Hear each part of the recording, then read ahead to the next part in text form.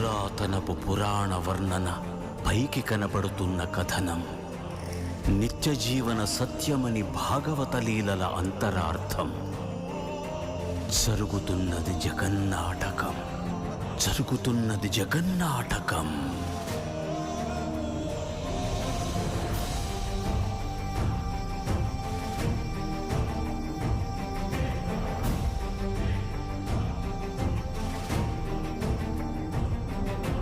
చెలియలి కట్టను తెంచుకొని విలయము విజృంభించునని, ధర్మమూలమే మరచిన జగతిని యుగాంతమెదురై ముంచునని, సత్యవ్రతునకు సాక్షాత్కరించి సృష్టి రక్షణకు చేయూతనిచ్చి, నావగ త్రోవను చూపిన మత్స్యం కాలగతిని సవరించిన సాక్ష్యం.